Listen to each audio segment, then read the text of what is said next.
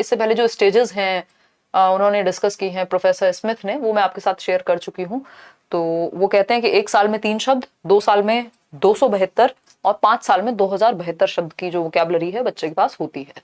Question number 2 देखिएगा, और जो आपके नॉम चॉम्स्की हैं वो भी यही कह रहे हैं कि जो क्रिटिकल टाइम है लैंग्वेज एक्विजिशन डिवाइस सबसे ज्यादा एक्टिव जो होगा वो जन्म से 5 साल तक के बीच में होगा।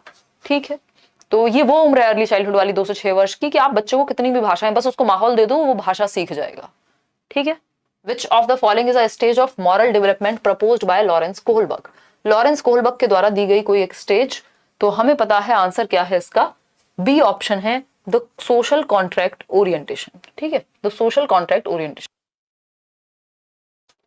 लेटेंसी स्टेज की अगर हम बात करें तो ये फ्रॉइड ने दी है, ये स्कूल वाली एज है जिसको इंडस्ट्री वर्सेस इंफीरियोरिटी किसने कहा है, एरिक्सन ने कहा है। प्याजे की अगर हम बात करें तो वो कॉन्क्रीट ऑपरेशनल कहते हैं इसको, और वैसे हम लेटर चाइल्डहुड कहते हैं। तो ये लेटेंसी स्टेज की कई सारे नाम हैं। स्कूल एज इसलिए कहते हैं इसको क्योंकि बच्चा पहली क्लास में इसी में जाएगा, 6 से 12 का समय है जब सुषुप्त होती है उसकी जो लिबिडो है, जो सेक्सुअल अर्ज है एक तरह से। कॉन्क्रीट ऑपरेशनल प्याजे ने कहा है। ठीक, अलग अलग लोगों ने अलग अलग नाम दिए हैं। इंडस्ट्री वर्सेस इंफीरियोरिटी एरिक्सन ने कहा है, एरिक एरिक्सन। ठीक है, तो B option was the right answer. आगे बढ़ेंगे क्वेश्चन नंबर 3 पर। क्वेश्चन नंबर 3 देखिएगा, during classroom discussions a teacher often pays more attention to boys than girls, है ना। यानी क्लासरूम डिस्कशंस के दौरान जब क्लास में चर्चाएं हो रही हैं, संवाद हो रहा है, परिचर्चा हो रही है, बच्चे आपस में बात कर रहे हैं किसी टॉपिक पे या कोई क्वेश्चन पूछ रहा हो, तो टीचर जो है वो ज्यादा ध्यान लड़कों पे देती हैं बजाय कि लड़कियों के। तो लड़कों पे ज्यादा ध्यान है लड़कियों से, तो ये सीधा सीधा बायसनेस का उदाहरण है, या फिर हम इसको स्टीरियोटाइप कह सकते हैं कि समाज में धारणा बन गई है इस तरह की। तो ये जेंडर बायसनेस है। बायसनेस में स्टीरियोटाइप जनरली होता ही है, या हम कह सकते हैं कि स्टीरियोटाइप में बायसनेस होती है। बायसनेस का मतलब है पक्षपात करना, किसी भी एक पक्ष में झुके रहना। अगर यहाँ पे ये लिखा रहता कि अगर गर्ल्स की तरफ ज्यादा झुके हुए हैं, गर्ल्स से ज्यादा बातें होती है, तब भी वो गड़बड़ था, है ना। तो जेंडर बायस मतलब किसी एक पक्ष में, हमें जबकि बैलेंस्ड अप्रोच रखनी है, जिसको जैसी नीड हो, इक्विटी का ध्यान रखना है, समता का ध्यान रखना है। तो ये जेंडर बायस है। अगर जेंडर स्टीरियोटाइपिंग भी होता तब भी उत्तर सही होता, है ना। ये कोई जेंडर आइडेंटिटी नहीं है, रेलेवेंस, कॉन्स्टेंसी कुछ भी नहीं है इनमें से। क्वेश्चन नंबर 4 देखिएगा। क्वेश्चन नंबर 4 कहता है, which of the following is an effective strategy to reduce children's gender stereotyping and gender role conformity. यानी इनमें से कौन सा एक प्रभावी तरीका है बच्चों के अंदर जेंडर स्टीरियोटाइपिंग को रोकने का, जेंडर रोल कंफॉर्मिटी को रोकने का। जेंडर रोल कंफॉर्मिटी क्या है?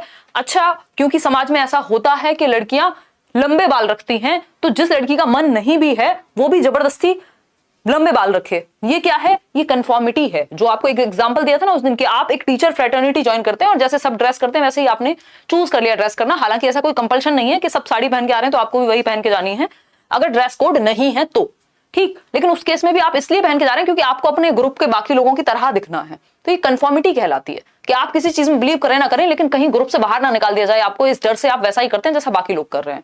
तो ये कंफॉर्मिटी को दूर करने के लिए, क्योंकि आप एक अपने आप में इंडिविजुअल आइडेंटिटी हैं, अगर आप सिर्फ दूसरों की जी हुजूरी के लिए काम करेंगे तो चल गया काम, ठीक। तो ये जो कंफॉर्मिटी है या जेंडर स्टीरियोटाइपिंग है, इसको कम करने का क्या तरीका है?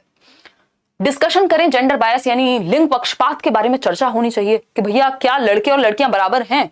अब जो कोई अगर ये सोचता होगा कि नहीं बराबर नहीं है, फिर उससे बात करो कि क्यों, है ना। फिर वो कहेगा जी देखो लड़के तो ज्यादा वजन उठा लेते हैं।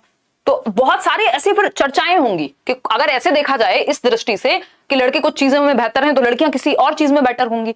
या फिर अगर हम कहें तो इंडिविजुअल डिफरेंसेस, तो ये कहते हैं कि कोई भी दो लोग तो एक जैसे होते ही नहीं है, विभिन्नता तो सब में है। सारे लड़के भी एक जैसे नहीं होते, है ना, सारे लड़के भी 100 किलो वजन नहीं उठा लेते। तो ये क्या हुआ, ये हेल्दी डिस्कशन होगा क्लासरूम में, है ना।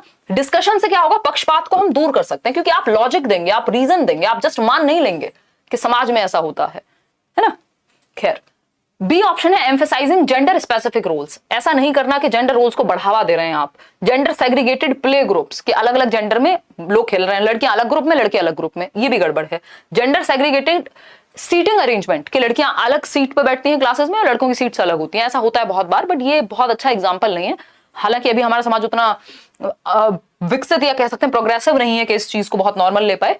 है ना। तो A option is the right answer. Even अभी तो हम इतने नॉर्मल भी नहीं हुए हैं, हम मतलब टीनेजर्स भी और इवन अडल्ट्स भी, जो आज की जनरेशन है वो भी, कि नॉर्मल दो लड़के और एक लड़की और एक लड़का खड़े हुए हैं तो दोस्त भी एक नजर में मान ले, जनरली लोगों का परसेप्शन कुछ और ही हो जाता है। तो ये भी गड़बड़ है, स्टीरियोटाइपिंग है हमारे दिमाग में। ठीक, क्वेश्चन नंबर 5 देखिए, which of the following theorist while viewing children as active seekers of knowledge emphasised the influence of social and cultural contents on their thinking. कौन से एक थिंकर हैं, थियरिस्ट हैं, सिद्धांतकार हैं जिन्होंने कहा है कि जो बच्चे हैं वो एक्टिव सीकर्स ऑफ नॉलेज हैं, यानी बच्चे ज्ञान के सक्रिय निर्माता हैं, यानी वो एक्टिवली अपने एनवायरनमेंट में एक्टिविटी करके, लोगों से बात करके अपनी समझ का निर्माण करते हैं, डिस्कशन करके, डिबेट करके, है ना, वाद विवाद करके। किसके इन्फ्लुएंस से? सोसाइटी और कल्चर। देखो अगर सोसाइटी और कल्चर लिखा हुआ है, सिंपल बात है वाइगोस्की की बात हो रही है, क्योंकि बच्चे को एक्टिव वाइगोस्की भी कहते हैं, पियाजे भी कहते हैं, लेकिन डिफरेंस है, वाइगोस्की सोसाइटी, कल्चर, लैंग्वेज की बात करते हैं, पियाजे एनवायरमेंट में फिजिकल एक्टिविटी की बात कर रहे हैं। अगर यहाँ ये सोशल और कल्चरल एलिमेंट्स नहीं लिखे होते तो हम पियाजे के साथ चले जाते, वो लिटिल साइंटिस्ट कहते हैं बच्चे को। ठीक है, क्वेश्चन नंबर है 6। क्वेश्चन नंबर 6, पियाजे और वाइगोस्की के क्वेश्चंस में कई बार आपको कंफ्यूज कर सकता है एग्जामिनर। उसका रीजन है कि एक शब्द चेंज होगा और आंसर चेंज हो जाएगा। जैसे यही क्वेश्चन है, इसमें अगर लास्ट में एक शब्द चेंज कर दिया होता तो आंसर चेंज हो जाता। ठीक है ना। अगर हम देखें, while working on a jigsaw puzzle, एक जिगसॉ पजल पे काम करते समय एक 5 साल की नजमा है, 5 साल की बच्ची है जिसका नाम है नजमा, सेज टू हरसेल्फ, खुद से ही बोलती है, where is the blue piece. यानी वो एक पजल है, जैसे वो अलग अलग कलर के क्यूब्स नहीं आते, तो वो पजल में चीजें फिट कर रही है, अलग अलग कलर के पीसेस को फिट कर रही है। और जब वो खुद से ही बोल रही है कि उसको ब्लू पीस नहीं मिल रहा, कि वो नीले वाला पीस कहाँ गया, वो खुद से बात कर रही है, किसी और से नहीं, खुद से, यानी खुद को ही डायरेक्ट करने की, गाइड करने की कोशिश कर रही है। No not this one, darker one, वो खुद से ही बोल रही है, कोई और उसको दिखा रही है, ये वाला नहीं, दूसरे वाला ढूंढना है। ठीक, would go here and make the shoe, जो एक शू वो बना रही थी उससे बन जाएगा। This kind of talk is referred to by Vygotsky as. देखो अगर यहाँ वाइगोस्की की जगह पियाजे लिखा होता तो आंसर हो जाता डी ऑप्शन, लेकिन अभी आंसर क्या होगा? प्राइवेट स्पीच, क्योंकि वाइगोस्की ने प्राइवेट स्पीच के बारे में बात की है, जो 3 से 6 वर्ष में व्यक्तिगत वाक, बच्चे का खुद से ही बात करना, इससे क्या होगा? सेल्फ डायरेक्शन देता है बच्चा। ये क्या है? सेल्फ डायरेक्शन, क्योंकि आप खुद से ही बोल बोल करके खुद को ही दिशा दे रहे हैं। सेल्फ डायरेक्शन देगा बच्चा, सेल्फ रेगुलेट करेगा, ये क्वेश्चंस आए हुए हैं, सेल्फ रेगुलेट करेगा, स्वयं निर्देशित करेगा अपने ही एक्टिविटीज को। ठीक, ये पियाजे के बारे में तब होता जब ये ईगोसेंट्रिक स्पीच बन जाती है। अगर पियाजे लिखा होता वाइगोस्की की जगह तो आंसर चेंज हो जाता। खैर इतने समझदार अब आप लोग हो चुके हैं इतने सेट्स करने के बाद।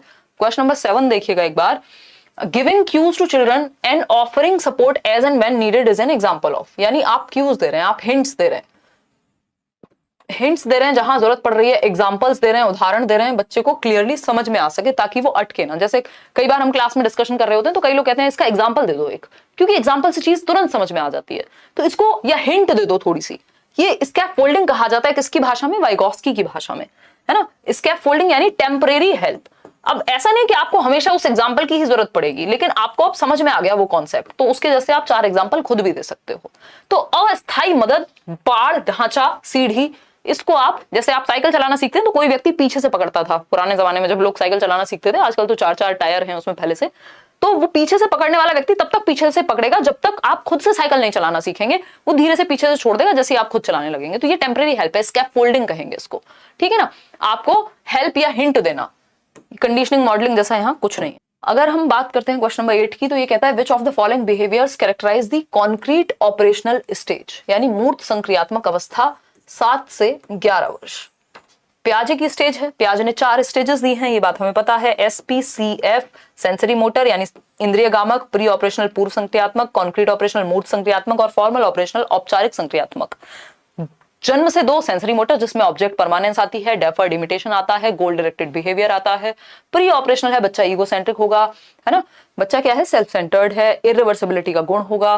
कॉन्क्रीट ऑपरेशनल में क्लासिफिकेशन, कंजर्वेशन, फॉर्मल ऑपरेशनल में हाइपोथेटिको डिडक्टिव रीजनिंग। ये मैंने आपको सारी इंपॉर्टेंट बातें बता दी चारों स्टेज की। बी ऑप्शन कह रहे हैं 53% लोग, जो कि सही उत्तर दे रहे हैं।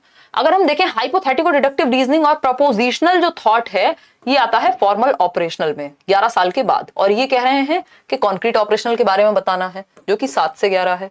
कंजर्वेशन, यस, संरक्षण जो है वो 7 से 11 में आता है। क्लास इंक्लूजन, जिसको हम क्लासिफिकेशन कह सकते हैं, वर्गीकरण कह सकते हैं, वो भी आपका 7 से 11 में आता है। तो संरक्षण और कक्षा समावेशन, कक्षा समावेशन क्या है कि हमें पता है कि ट्राइंगल के जो पीसेज हैं वो एक साइड रखे जाएंगे, जो सर्कल है उसको एक साइड रखेंगे, जिसका एक कलर है उसको एक साइड रखेंगे, यानी क्लासिफाई करना आ गया, आपको वर्गीकृत करना आ गया। कंजर्वेशन क्या है, जो क्वांटिटी है वो सेम रहती है, चाहे आप शेप चेंज कर दो किसी चीज की, चाहे साइज चेंज कर दो, ये कंजर्वेशन है।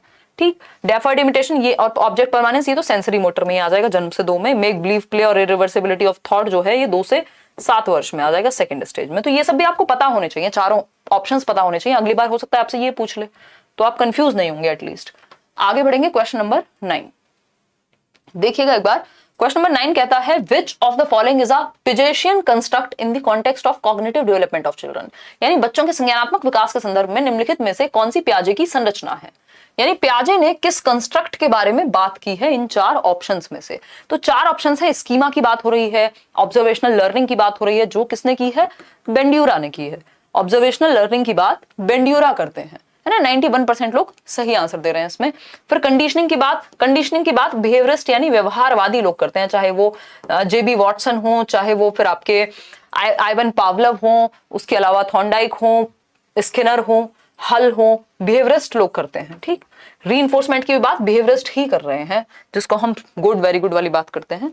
तो यहाँ पे पियाजे आंसर होगा स्कीमास। स्कीमा क्या है, previous knowledge, pockets of information, आपके ब्रेन में जो छोटी छोटी पॉकेट्स बनी हुई हैं इंफॉर्मेशन की, जो रूम्स बने हुए हैं इंफॉर्मेशन के, जो आपका ऑर्गेनाइज्ड स्ट्रक्चर ऑफ नॉलेज है, यानी कि ज्ञान को संगठित करने के लिए जो आपके दिमाग में अलग अलग कैटेगरीज बनी हुई हैं, अलग अलग रूम्स बने हुए हैं, उसी को स्कीमा कहते हैं। ठीक। आगे बढ़ेंगे, क्वेश्चन नंबर 10 देखिएगा। Primary objective of assessment should be, यानी आकलन का मुख्य उद्देश्य क्या होना चाहिए। आकलन हम क्यों करते हैं, इसका उद्देश्य क्या है। आकलन मतलब हम बच्चे को टेस्ट कर रहे हैं, जांच रहे हैं, कोई क्वेश्चन पूछ ले रहे हैं, कोई ओरल टेस्टिंग हो सकती है, हम एनेक्डोटल रिकॉर्ड के थ्रू कर सकते हैं। आकलन मतलब हम देख रहे हैं कि बच्चे ने कितना सीखा है, कैसे सीखेगा, कैसे सीखता है ना। कई बार इसमें फॉर्मेटिव असेसमेंट की बात होती है, कई बार सबमेटिव असेसमेंट की बात होती है। फॉर्मेटिव जो है वो आपके इंप्रूवमेंट के लिए, फीडबैक के लिए लिया जाएगा, और सबमेटिव जो है वो जजमेंट या अचीवमेंट लेवल कितना है उसके लिए लिया जाएगा। बी ऑप्शन आप लोग 89% लोग कह रहे हैं, जो कि सही भी है। प्राइमरी ऑब्जेक्टिव यानी मुख्य उद्देश्य वो है कि बच्चे की clarity, understanding children's clarity and confusions about related concepts, जो कॉन्सेप्ट्स आपने पढ़ाए वो किस हद तक क्लियर हो पाए। अगर बच्चा कहीं गलती करे, ये जो पोल में आप आंसर कर रहे हैं ये असेसमेंट है अपने आप में, ये क्या है, एक आकलन है कि मुझे पता लग जाए कि बी ऑप्शन अगर 50% से भी कम लोग आंसर दे पा रहे हैं तो उनको दिक्कत है इस क्वेश्चन में, तो मुझे ये समझना है कि उनको क्लैरिटी नहीं है इस क्वेश्चन में, इसलिए असेसमेंट है। यहाँ पे थोड़े ना आपके मार्क्स कहीं सीटेट में जुड़ रहे हैं या कुछ आपके लिए एक अलग से रिकॉर्ड बनाया जाएगा कि देखो आज 20 क्वेश्चन सही कर दिए आपने पोल में, लेकिन आपके फीडबैक के लिए है। एक तो आप खुश हो जाएंगे अगर अच्छे नंबर आएंगे, अगर नहीं हो रहे हैं तो आपको वो कंफ्यूजन क्लियर करना होगा, आपको किस पॉइंट पे कंफ्यूजन है। मेरे लिए भी ये फीडबैक का काम करेगा कि मुझे समझ में आए, मैं अंडरस्टैंड कर पाऊं कि समस्या कहां है, क्लैरिटी की कमी किन कॉन्सेप्ट्स में आप ज्यादा फंसते हैं। जिन कॉन्सेप्ट में सीधे आंसर 91% सही आ जाते हैं, मतलब वो कॉन्सेप्ट आपका क्लियर है। ठीक। तो संबंधित अवधारणाओं के बारे में बच्चों की स्पष्टता तथा भ्रांतियों को दूर करना, अगर कहीं पे कंफ्यूजन है किसी कॉन्सेप्ट को लेकर के तो वो क्लियर किया जाए और इन कॉन्सेप्ट्स को और अच्छे से समझाया जा सके क्लैरिटी के साथ। ये काम ऑब्जेक्टिव का, प्राइमरी ऑब्जेक्टिव है असेसमेंट का, आकलन का, टेस्ट लेने का जो ऑब्जेक्टिव है वो ये है कि कितने अच्छे से चीजें समझाई जाए। लेबल करना नहीं है कि इतने % आए पास और इतने फेल, ये नहीं है।